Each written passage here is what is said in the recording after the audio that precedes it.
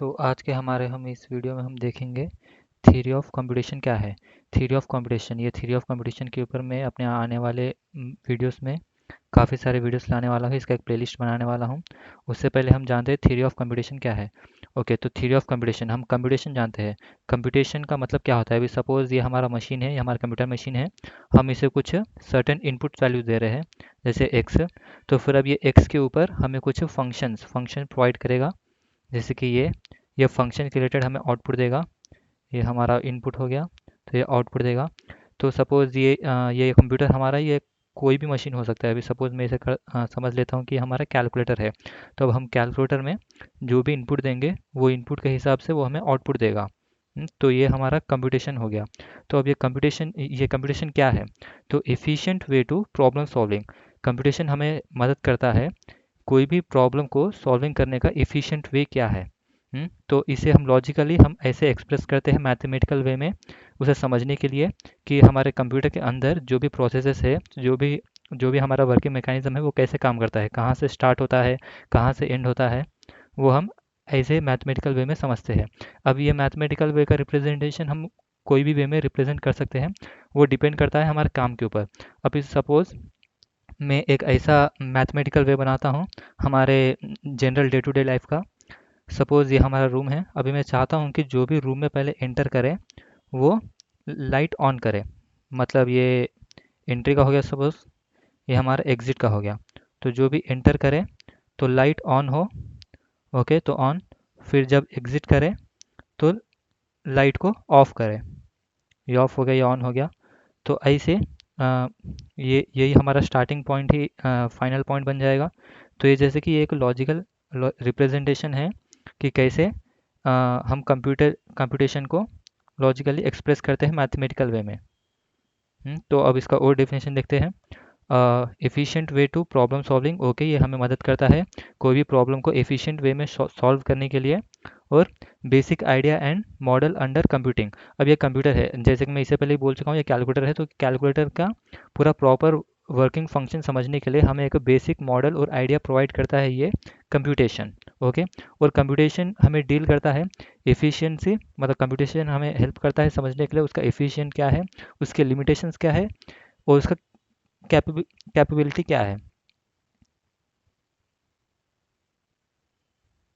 तो ये तीन फैक्टर समझने के लिए हम ये समझें कि अब तक का हमारा स्ट्रॉन्गेस्ट इस दुनिया का पावरफुल मशीन है ट्यूरिंग मशीन। ओके, तो ट्यूरिंग मशीन हमें अब तक का सबसे हाईएस्ट एफिशिएंसी, उसका लिमिटेशंस बहुत ज़्यादा हाई है, उसका कैपेबिलिटी बहुत ज़्यादा है। तो ये ट्यूरिंग मशीन का वर्किंग स्ट्रक्चर अब तक का, जैसे कि इस वर्ल्ड का सबसे पावरफुल मशीन यही है। इसके आगे भी पावरफुल मशीन आ सकता है, लेकिन अभी प्रेजेंटली तो यही है। हम यही लॉजिक यूज़ करते हैं ये थ्योरी ऑफ कंप्यूटेशन समझने के लिए। ओके, तो इसका एक छोटा सा हिस्ट्री जान लेते हैं। तो हिस्ट्री क्या है? Align tuner. तो अलाइन ट्यूनर, ये ट्यूनर जो कि इनका सरनेम है, ये इन्हीं इन्हीं के सरनेम के ऊपर हमें हमारा ये ट्यूरिंग मशीन कॉन्सेप्ट भी आया है। तो ये अलाइन ट्यूनर नाम के व्यक्ति ने ये ट्यूरिंग मशीन का कॉन्सेप्ट 1930 में इंट्रोड्यूस किया था। तो जिसके चलते हम अभी थ्योरी ऑफ कंप्यूटेशन पढ़ रहे हैं। ओके, फिर इसके नीड्स क्या है, थ्योरी ऑफ कंप्यूटेशन के नीड्स क्या है? हम कोई भी कंप्यूटर के लिमिट्स को जान सकते हैं। अभी कोई भी हमारा कंप्यूटर कैसे टास्क को परफॉर्म कर सकता है, उसका मैक्सिमम लिमिट्स क्या है, वो कैसे कैसे प्रॉब्लम्स को हैंडल कर सकता है, वो लिमिट्स जानने के लिए हम कंप्यूटेशन यूज़ करते हैं। और designing and checking the behaviour of the digital circuit. कोई भी डिजिटल सर्क्यूट का उसका बिहेवियर क्या है, उसका डिज़ाइनिंग क्या है, ये हम समझ सकते हैं। और कोई भी वेबसाइट में पैटर्न्स मैचिंग कर सकते हैं, पैटर्न सर्चिंग कर सकते हैं, वो कैसे वेबसाइट बिल्ड किया हुआ है। और protocols for secure exchange of information. Protocols मतलब सेट ऑफ इंस्ट्रक्शंस। कोई भी इंस्ट्रक्शंस को हम सिक्योरली बिना किसी के थर्ड पार्टी एक्सेस के हम कैसे one place to another place को एक्सेस कर सकते हैं, ये हम थ्योरी ऑफ कंप्यूटेशन में सीखेंगे। और इसके अप्लीकेशंस क्या है? अप्लीकेशंस, तो थ्योरी ऑफ कंप्यूटेशंस यूज़ होता है कंपाइलर डिज़ाइनिंग में। अभी जो भी हमारे कंप्यूटर में कंपाइलर्स इनबिल्ट आते हैं, वो कंपाइलर को डिज़ाइन करने के लिए हम थ्योरी ऑफ कंप्यूटेशंस यूज़ करते हैं। थ्योरी ऑफ कंप्यूटेशन, अब ये हमारा कंप्यूटर है, कंप्यूटर के अंदर ही हमें कंपाइलर मिलता है, जो कि कंपाइलर वर्क करता है based on TOC, theory of computations. और ये रोबोटिक्स में भी यूज़ होता है। अब ये स्टेट्स हो गया, कहाँ इसका इनिशियल स्टेट है, फाइनल स्टेट है, तो कौन से कौन से सिंबल्स पे ये कौन सा एक्शन परफॉर्म करे, ये हमें रोबोटिक्स में देखने को मिलेगा। और एआई, तो एआई के भी काफ़ी सारे कॉन्सेप्ट्स हैं जो कि हम टीओसी के ऊपर बेस किए हुए हैं। और नॉलेज इंजीनियरिंग, हम टीओसी से नॉलेज इंजीनियरिंग भी कर सकते हैं। अब इसका कोर सब्जेक्ट क्या है?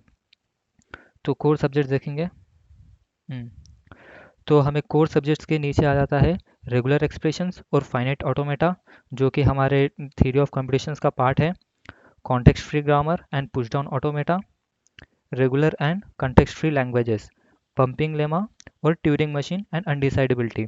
तो ये जैसे कि ये जैसे ही नीचे इसका ऑर्डर बढ़ते जा रहा है, इसका पावर और एफिशिएंसी भी इंक्रीज होते जा रहा है।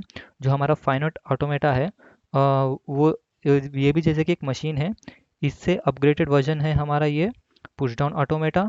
और उससे भी अपग्रेडेड है ये पंपिंग लेमा और ट्यूरिंग मशीन्स जो कि मैं पहले ही बोला था, अलाइन ट्यूनर ने इंट्रोड्यूस किया था। और ये अब तक का सबसे पावरफुल मशीन है, जो कि 1930 से ही स्टार्ट हो चुका था।